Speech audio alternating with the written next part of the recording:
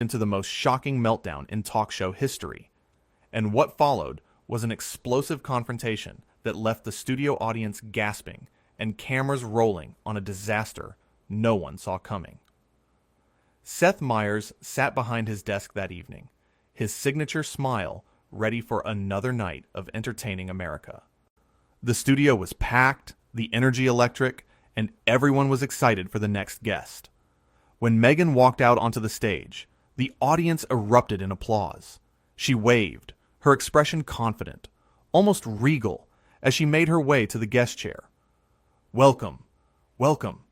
So great to have you here," Seth said warmly, extending his hand for a shake.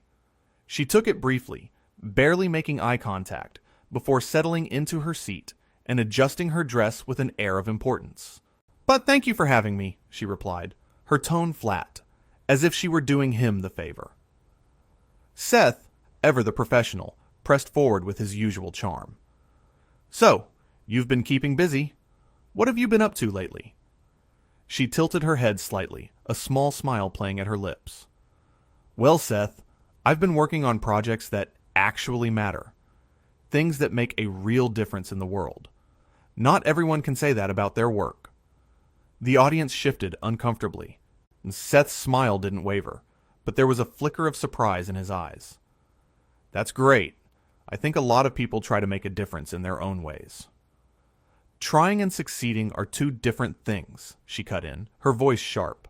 "I'm sure you understand that." Seth laughed lightly, trying to diffuse the tension. "Well, I do my best. So, tell us about these projects." She leaned back in her chair, crossing her legs with deliberate slowness. "I don't know if your audience would really understand the scope of what I'm doing. It's quite complex. It requires a level of sophistication and global awareness that, let's be honest, most people just don't have." The studio went quiet. You could hear the uncomfortable silence spreading through the rows of seats. Seth maintained his composure, his professionalism shining through. "I think you might be surprised. Our audience is pretty smart." "Are they?" she asked. See, her eyebrow raised in challenge. She glanced around the studio with a look that could only be described as condescending. "I mean, they watch late-night television. How intellectually curious can they really be?" A few gasps rippled through the crowd. Seth's expression tightened, but he kept his cool. "I think that's a pretty unfair assessment. People watch because they want to laugh, unwind, and yes, learn something new. We cover important topics here." She waved her hand dismissively. "You cover what your network tells you to cover. You read from a script. I operate in the real world, Seth, where actual change happens. Not in some studio with cue cards and a laugh track." "We don't have a laugh track," Seth replied, his voice still kind, but firmer now. "And I think you'd be surprised at how much thought goes into what we do here." "Thought?" she scoffed, leaning forward. "You think telling jokes about politicians is thought? You think making silly faces and doing impressions is contributing to society? Please, what I do changes lives. What you do wastes time." The audience was completely silent now, every eye locked on the stage. Seth took a breath, his hands folded calmly on his desk. "I respect that you're passionate about your work, but I don't think it's fair to diminish what other people do. Entertainment has value. It brings people together. It provides relief during hard times." "Relief," she repeated mockingly. "That's one way to justify it, I suppose. But let's be honest about what this really is. This is a vanity project for you. You get to sit here, in your comfortable chair, making your comfortable salary, pretending you're relevant. Meanwhile, people like me are out there doing the hard work." Seth's jaw tightened. "I think there are a lot of people who would disagree with that characterization." "Of course they would," she said with a bitter laugh. "People love their distractions. They love anything that keeps them from thinking too hard about the real problems in the world. And you give them exactly that. Distraction, noise, nothing of substance." "I think we've had some pretty substantial conversations on this show," Seth countered, his patience clearly wearing thin, but his tone still controlled. We've talked about important issues, brought attention to causes that matter. She rolled her eyes dramatically. Bringing attention? By what? Making a joke about it? That's not activism, Seth. That's performance. And frankly, it's insulting to those of us who actually put ourselves on the line. I'm not trying to compete with you, Seth said evenly. I'm just trying to do my job, which is to entertain and inform. I'm sorry if you don't see value in that. I don't, she stated bluntly. I really don't. And I think it's time someone said it. This whole industry, this whole late-night talk show circus, it's outdated. It's irrelevant. You're irrelevant. The audience gasped audibly. A few people started murmuring to each other. Seth sat back in his chair, his expression calm, but his eyes showing the hurt from such a direct attack. That's pretty harsh. It's honest, she shot back. And honestly, I'm surprised you can't see it yourself. Look around, Seth. The world is changing. People don't need this anymore. They don't need you. Seth took a deep breath, composing himself with remarkable grace. Well, I appreciate your honesty, even if I completely disagree with it. But I think maybe we should move on to another topic. Why? She challenged. Because you can't handle the truth? Because it's uncomfortable for you to hear that what you do doesn't matter? No, Seth said firmly, his voice still steady. Because I invited you here as a guest, and guests typically show a basic level of respect. I've been nothing but kind to you since you walked out here, and you've done nothing but insult me, my work, and my audience. She laughed, a cold, sharp sound. Oh, here we go. The host gets his feelings hurt, and suddenly I'm the bad guy. This is exactly what I'm talking about. You can't handle any real criticism. You live in this bubble where everyone tells you how great you are. Criticism is fine, Seth replied, his voice getting stronger. But what you're doing isn't criticism. It's just being mean. There's a difference.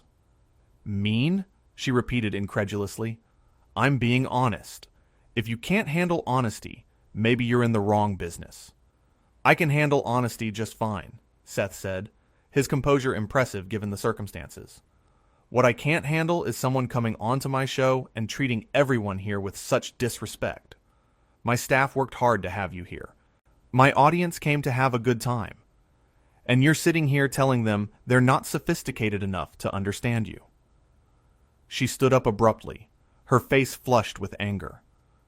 I don't have to sit here and be lectured by you. Do you know who I am? Do you know what I've done?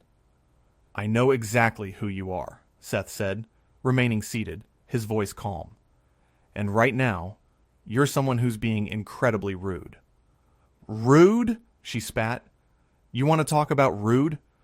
How about inviting someone on your show and then attacking them when they speak their truth? I haven't attacked you once, Seth said, his voice still measured. I've tried to have a conversation. You're the one who came out here with an agenda. An agenda? She laughed bitterly. My agenda is to stop pretending that what you do matters. My agenda is to call out the emptiness of this whole charade. Then why did you agree to come on the show? Seth asked. A fair question that hung in the air. She paused, her mouth opening and closing as she searched for an answer. I thought maybe you'd be different. I thought maybe you'd actually want to have a real conversation. I did want that, Seth said quietly. But a real conversation requires two people who respect each other, and you've made it pretty clear that you don't respect me, or anyone here. Because you don't deserve it, she shouted, her voice echoing through the studio, and the audience collectively inhaled. You sit here in your ivory tower, making millions, contributing nothing, and you expect people to bow down and worship you. Well, I won't. I refuse. Seth stood up now, his face serious, but his voice still controlled. Nobody asked you to worship anyone. We asked you to be a guest, to have a conversation, to be civil. Civil, she muttered, shaking her head, always with the civility. That's what people like you hide behind when you don't want to face the truth. The truth is that you've been hostile from the moment you sat down, Seth said, his patience clearly at its end. I've tried to be gracious. I've tried to keep this on track. But you seem determined to make this as difficult as possible. Difficult? She said, her voice dripping with condescension. You think honest conversation is difficult? Maybe that says more about you than it does about me. Seth leaned forward slightly, his expression serious. Honest conversation involves listening, not just talking at people. It involves respect, which you haven't shown once. I don't owe you respect, she snapped. Respect is earned, and quite frankly, I don't see anything here worth respecting. Then I have to ask again, Seth said, his voice incredibly patient despite everything. Why did you come here? What did you hope to accomplish? She hesitated, and for a brief moment, something flickered across her face. Uncertainty, perhaps, but it was gone as quickly as it appeared. I came here because I thought you might actually listen. I thought you might be willing to have a real conversation about real issues. I am willing, Seth replied gently. But that's not what you're doing. You're not having a conversation. You're giving a lecture, and not a very kind one. Kind, she repeated with a bitter laugh. Everyone's so obsessed with being kind. What about being truthful? What about being real? You can be both, Seth said simply. Truth doesn't have to be cruel. You can be honest without being hurtful. Says the man who makes a living off sarcasm and mockery, she countered. There's a difference between satire and personal attacks, Seth explained, still maintaining his composure. We mock ideas, policies, public actions. We don't mock people for existing. We don't attack guests on our show. She rolled her eyes. Oh, please, spare me the moral superiority. You're not better than anyone else just because you smile while you do it. I never said I was better than anyone, Seth replied. I'm just trying to do my job with some level of decency. Is that really so offensive to you? Difficult, she said, her voice rising again. You think I'm difficult because I won't play your little game? Because I won't smile and laugh at your jokes and pretend like this matters? I think you're difficult because you're being disrespectful, Seth stated plainly. To me, to my team, to everyone watching. She grabbed her purse from beside the chair, her movements sharp and angry. I don't need this.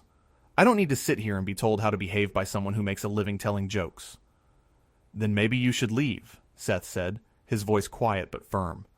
The studio went completely silent. Every person in that room held their breath, waiting to see what would happen next. She stared at him, her eyes wide with disbelief. What did you just say to me? I said maybe you should leave, Seth repeated, standing his ground. If you're this unhappy being here, if you think so little of what we do, then there's no point in continuing this. Her face turned red, her hands gripping her purse so tightly her knuckles went white. You're kicking me off your show. I'm giving you an option, Seth clarified. You can stay, and we can try to have a respectful conversation, or you can go. But I'm not going to sit here and let you berate everyone. She laughed, a harsh, disbelieving sound. This is unbelievable. Do you know how many shows would kill to have me as a guest? Then go be on one of those shows, Seth said simply. But if you stay here, you need to show some basic human decency. Human decency? She repeated, on her voice dripping with sarcasm. Coming from you. That's rich. What's that supposed to mean? Seth asked, his brow furrowing. It means you're a hypocrite, she declared loudly. You stand here acting all high and mighty, but you're just as fake as everyone else in this industry. You pretend to care about people, but really you only care about ratings and money. That's not true, Seth said, his voice firm but not angry. I genuinely care about making a show that people enjoy. And that's not fake. That's my job. Your job, she sneered. Your precious job. Well, excuse me for not being impressed by your job, Seth. Excuse me for thinking that maybe, just maybe, there are more important things in the world than late-night television. Nobody's saying there aren't, Seth replied, his patience truly remarkable at this point. But that doesn't give you the right to come here and act like this. She turned to face the audience, spreading her arms wide. Is this what you all want? You want to sit here and watch this man pretend he's doing something meaningful? You want to applaud him for reading jokes that other people wrote? The audience sat in stunned silence, unsure how to react. A few people looked uncomfortable, shifting in their seats. Seth's voice cut through the tension. Leave them out of this. They came here to have a good time, not to be put on the spot by you. She whirled back around to face him. Oh, I'm sorry. Am I ruining the fun? Am I bringing too much reality into your fantasy world? You're being cruel, Seth said simply. That's what you're doing. Cruel? She laughed. You want to talk about cruel? How about building a career on making fun of people? How about that? We make fun of powerful people who can take it, Seth countered. Politicians, celebrities who put themselves out there. We don't punch down. And we certainly don't invite guests on just to humiliate them. But you'll humiliate me by kicking me off? She challenged. You're humiliating yourself, Seth said quietly, and those words seemed to hit harder than anything else he'd said. Her face contorted with rage. How dare you? How dare you speak to me like that? How dare you come onto my show and treat everyone like garbage? Seth shot back, his voice rising slightly for the first time. I welcomed you. I was excited to talk to you. And you've done nothing but attack me since you got here. Because you deserve it, she yelled. You and everyone like you, sitting in your comfortable studios, acting like you're so important when you contribute nothing to society. I contribute joy, Seth said, his voice strong and clear. I contribute laughter. I contribute a place where people can come and forget about their problems for an hour. And you know what? That matters. Maybe not to you, but it matters to a lot of people. She shook her head violently. That's pathetic. That's the most pathetic thing I've ever heard. Then why are you still here? Seth asked pointedly. If this is so beneath you, if I'm so pathetic, why are you still standing on my stage? She opened her mouth to respond, then closed it again. Her eyes darted around the studio, looking for support that wasn't coming. The audience stared back at her in uncomfortable silence.